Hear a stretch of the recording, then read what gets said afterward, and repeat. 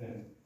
오늘은 내가 나를 사랑하느냐 라고 하는 제목으로 말씀을 나누시는데, 오늘은 예수님께서 부활하시고 난 2주, 첫째 주, 둘째 주가 지나고 오늘 둘째 주의 주일날 말씀인데, 예수님께서 부활하시고 난 다음에 첫 번째 나타나셨던 곳은 어디냐면 요한복음 20장 11절에서 18절에 나오는 막달라 마리아에게 나타나셨습니다.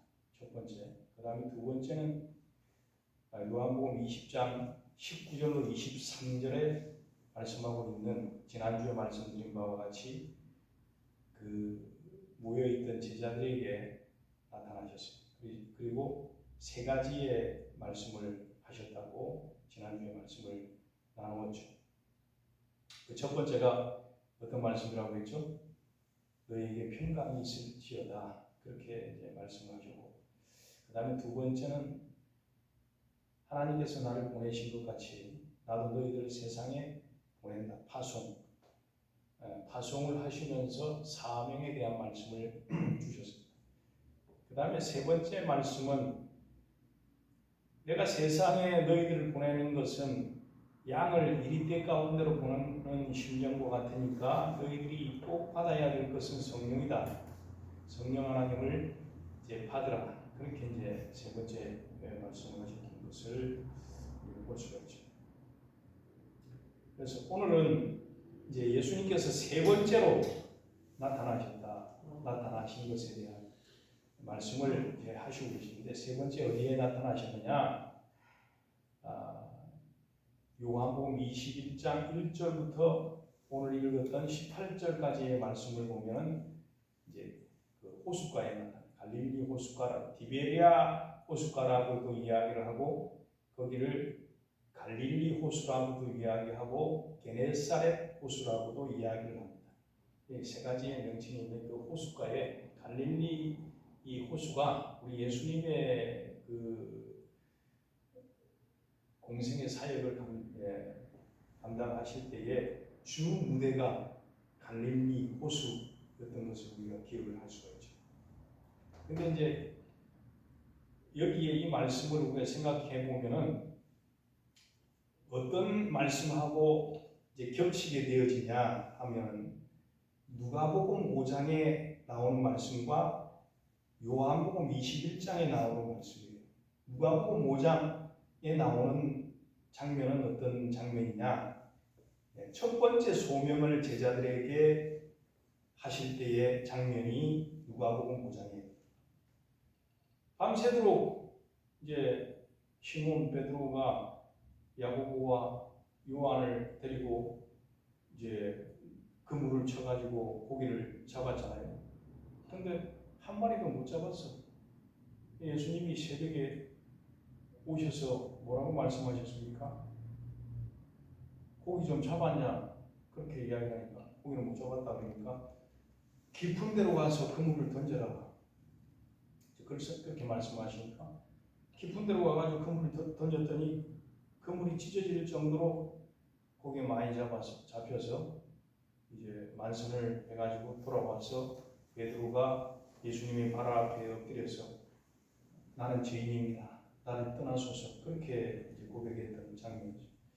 그러니까 예수님께서 이제부터 너는 이제 바다에 호수에 고기를 잡는 어부가 아니라 사람을 낚는 어부가 되게 하리라, 그렇게 말씀하시면서 이제 소명을 부르시고 또 사명을 그들에게 주셨죠. 그런데 오늘 이제 본문의 요한복음 21장에는 똑같이 갈릴리 디베리아 호숫가에 예수님이 나타나셨는데, 두 번째로 나타나셨죠. 그 디베리아 호수에 왜 지금은 요한복음 21장에 부활하시고 난 다음에 나타나셨습니까?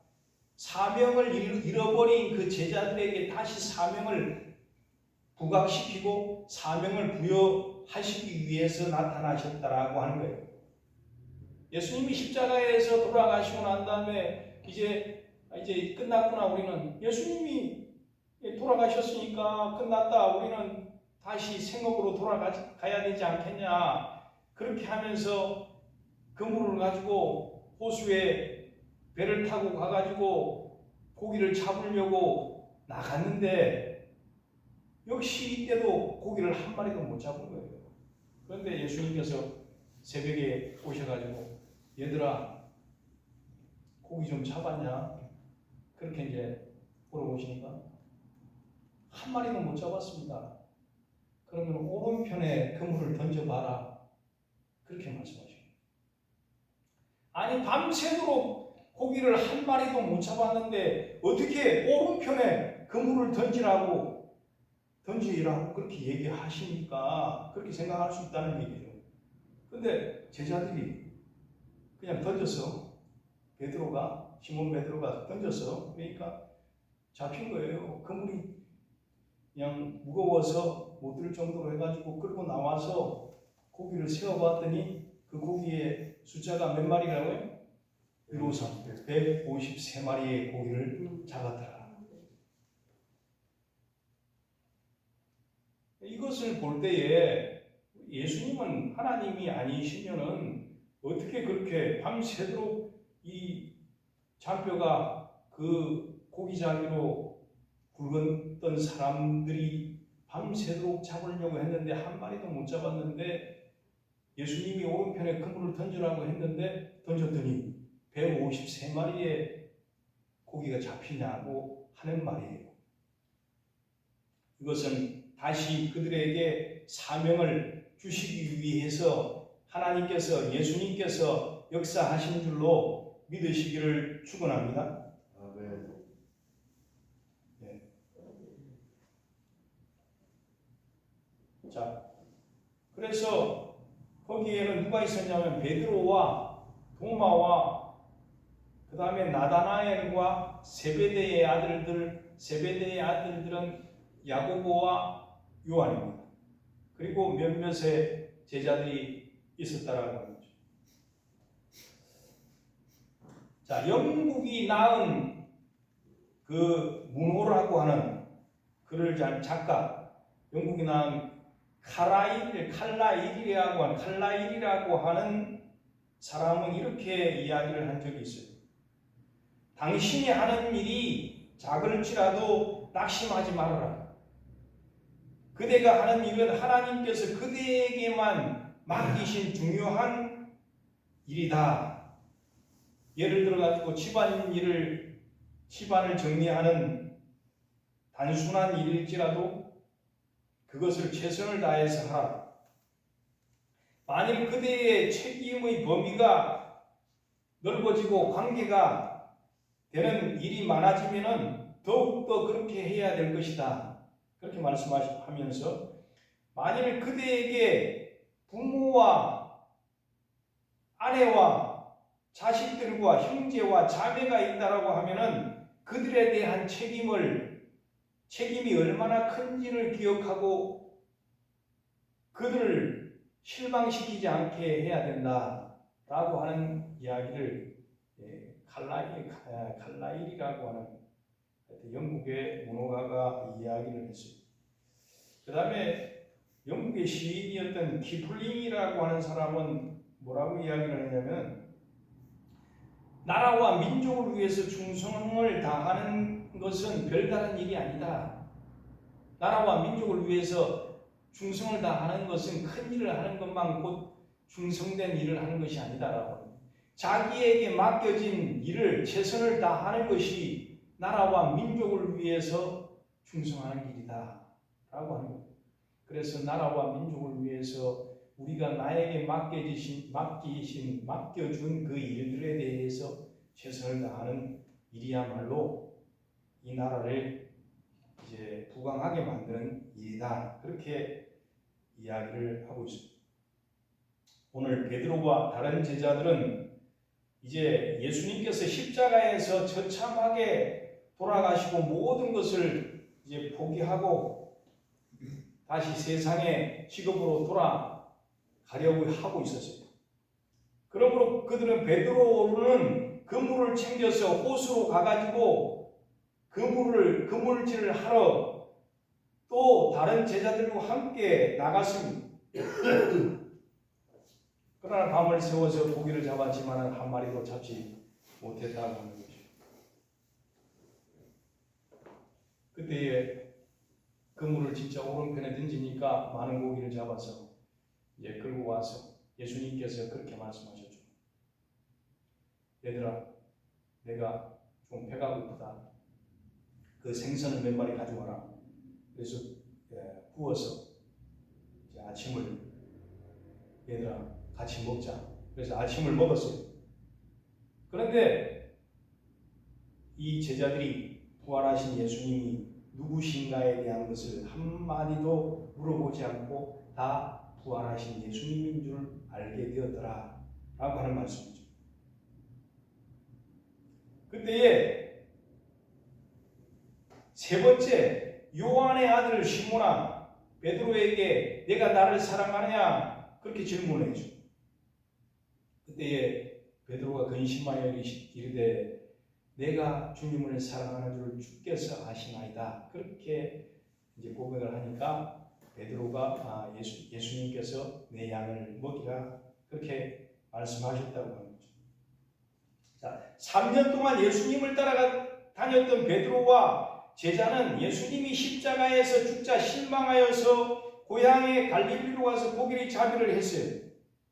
그러나 부활하신 주님은 그들에게 찾아오셔서 다시 사명을 회복시켜 주셨다라고 하는 거죠. 그러므로 첫 번째 예수님은 실패한 제자들에게 찾아오셨다라고 하는 거예요. 인생을 우리가 살아가는 데 있어가지고 실패가 없는 인생이다. 만약에 여러분들이 모든 많은 사람들에게 가서 물어봐요. 당신은 지금까지 살면서 당신의 뜻대로 다 살았습니까? 당신의 계획대로 다 되어졌습니까? 실패를 한 번도 한 적이 없습니까? 한번 물어보시라고. 만약에 실패를 한 적이 없고 자기 계획대로 다 되었다라고 하면 저에게로 데려오세요. 내가 100만 원 줄게요.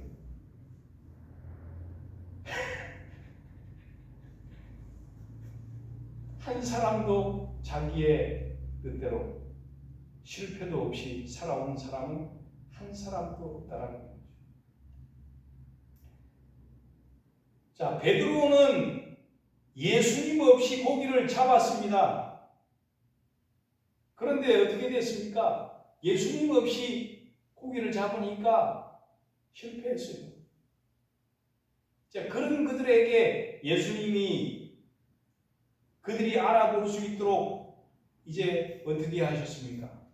만선의 기쁨을 주셨다라고 하는 거죠.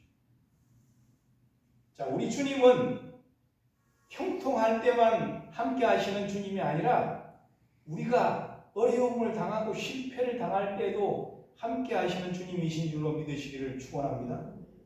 할렐루야. 둘째, 찾아오신 주님은 내가 나를 사랑하느냐, 네가 나를 사랑하느냐 그렇게 이제 물으셨어요. 그리고 찾아오신 주님께서 떡과 물고기로 제자들과 아침을 드셨습니다. 자, 베드로는 지금 예수님 앞에서 부끄러워서 얼굴을 못 들어요. 왜? 3번씩이나 예수님을 모른다고 했기 때문에 그랬던 그가 예수님이 찾아와서 다시 물으시는 거예요. 네가 나를 사랑하느냐? 그렇게 물으니까 너무나 부끄러운 거예요. 예수님은 그 베드로를 책망할 수도 있어요. 너 왜 그렇게 나를 모른다고 했냐? 네가 자처해가지고 수제자라고 그렇게 이야기를 하면서 왜 나를 배신했냐? 응? 왜 그렇게 배신했냐? 그렇게 이야기할 수도 있어요. 그런데 예수님은 한 번도 그렇게 말씀하신 적이 없다고 해요.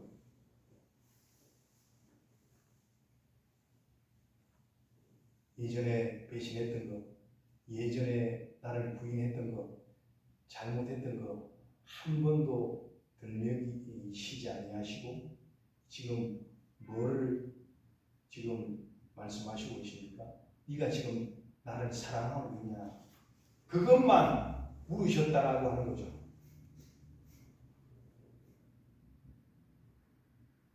그러니까 이 베드로가 부끄러워가지고 내가 주를 사랑하나이다 직접적으로 못하고, 왜? 예전에 부인했거든. 모른다고 했거든. 내가 지금 주님을 사랑합니다. 또 거짓말 같거든. 그러니까 그렇게 얘기를 못하고 내가 주님을 사랑하는 줄을 주님께서 아십니다. 그렇게 이야기를 했다. 그러므로 지금도 주님은 우리들에게 말씀하십니다. 다른 이유나 변명이나 많은 말이나 책망이 필요하지 않다라고 하는 거죠. 지금 뭐를 질문하고 계십니까? 네가 아무개야, 네가 나를 사랑하느냐? 라고 하는 질문을 하고 계신다라고 하는 거죠. 잘못한 것은 물어보지 않는다는 얘기예요. 지금까지 게을렀던 것은 물어보지 않는다라고 하는 거예요. 그리고 두 번째로 물으시기를 요한의 아들 시몬아 네가 나를 사랑하느냐? 그렇게 물으시자 주님 그러하나이다. 내가 주님을 사랑하는 줄 주께서 아시나이다. 대답하자 그 다음에 이 주님께서는 내 양을 치라 그렇게 말씀하세요. 세 번째 물어보시고 내가 주를 사랑하는 줄 주께서 아시나이다. 대답하니까 내 양을 먹이라. 세 번 질문하셨더라고요. 자, 오늘 본문에서 예수님께서 세 번씩이나 다시 베드로에게 내가 나를 사랑하느냐 라고 하는 질문을 하신 의도는 어디에 있다고 생각하십니까? 그것은 베드로가 세 번 부인했지만은 그것을 만회시켜 주시기 위함도 있고 그것을 정죄하려고 하신 것이 아니라 그 사랑과 사명을 회복시키기 위해서 또다시 한번 예수님의 제자로 하나님의 일을 회복하게 하심으로써 그것을 할 수 있게끔 확인할 수 있는 기회를 주셨다라고 하는 거죠. 영국의 존 스터트 목사는 영국의 여왕이 웨스트민스터 성당에서 대관식을 거행할 때 왕의 대관식을 거행할 때의 장면을 묘사를 하면서 가장 감동적인 장면 중에 하나는 뭐냐? 바로 대관식이 행해지기 전 바로 직전에 여왕의 머리에 왕관이 씌워지기 바로 직전에 이야기라고 하는 거예요. 이 캔터베리 대주교라고 하는 사람이 성당 안에 있는 많은 청중들 앞에서 네 번의 질문을 하게 되어지죠. 뭐라고 질문하냐면은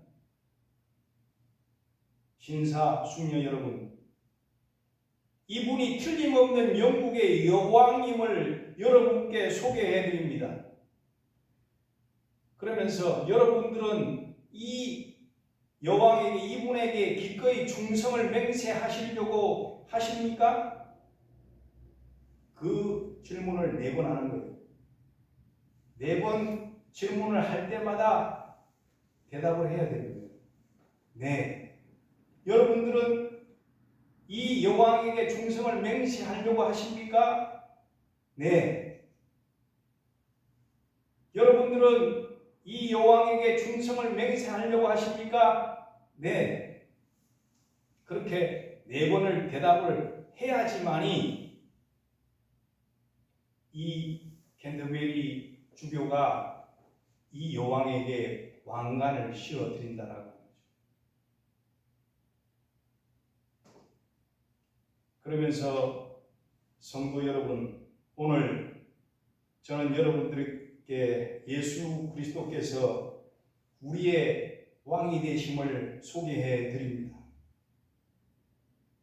여러분들이 왕이 되심을 믿으십니까? 믿어야 합니다. 믿습니다.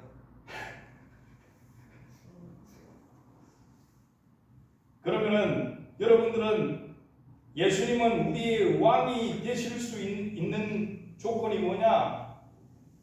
여러분들이 우리 예수님에게, 왕이신 예수님에게 충성을 기꺼이 맹세하시겠습니까?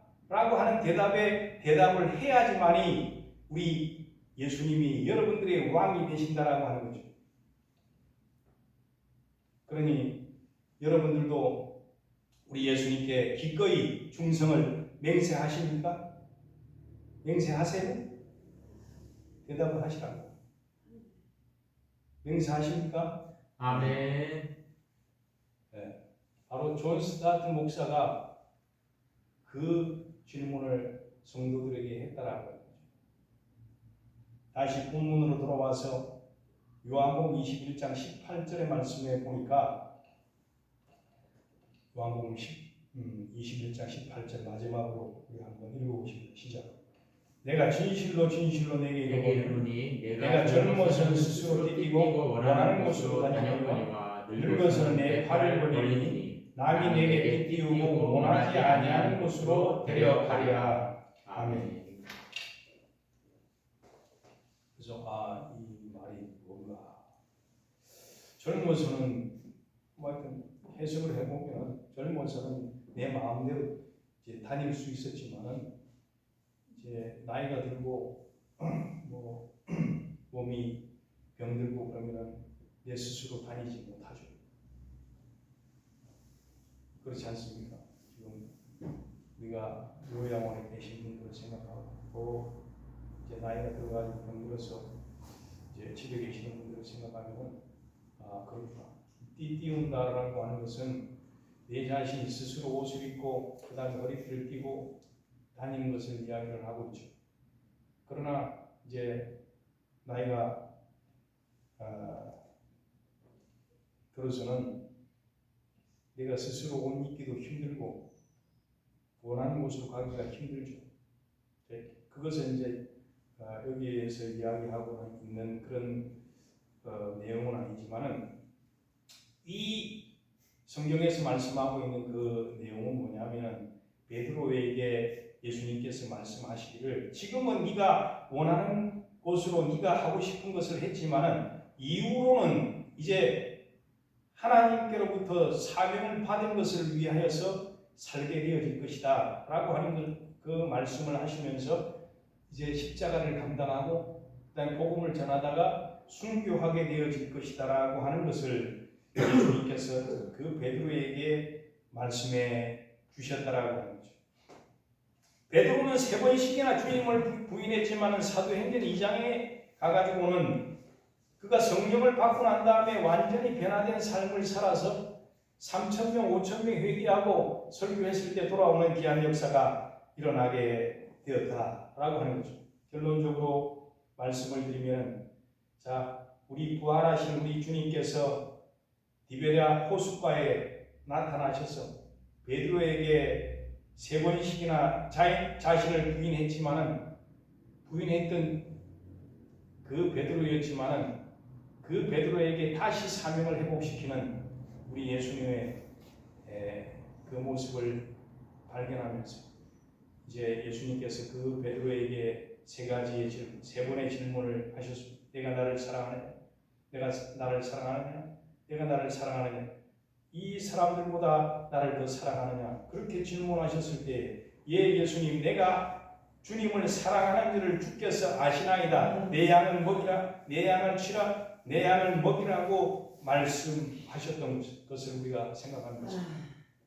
그러므로 베드로에게 실패했던 그 베드로에게 부인했던 그 베드로에게 또 실패했던 우리들에게 지금 이 시간에 우리 예수님께서 우리에게 질문하시는 것도 똑같이 너희들이 나를 사랑하느냐 라고 하는 이 관점이 우리 예수님의 관점이라고 하는 것을 우리가 기억하면서 우리 주님, 내가 주님을 사랑합니다 라고 고백함으로 말미암아서 사명을 회복하는 저와 여러분들이 되어지기를 예수님 이름으로 소원을 드리겠습니다. 아멘. 기도하겠습니다. 하나님 아버지, 실패했던 베드로에게 나타나셔서 3번 기회를 주셨습니다. 내가 나를 사랑하느냐? 질문하셨습니다.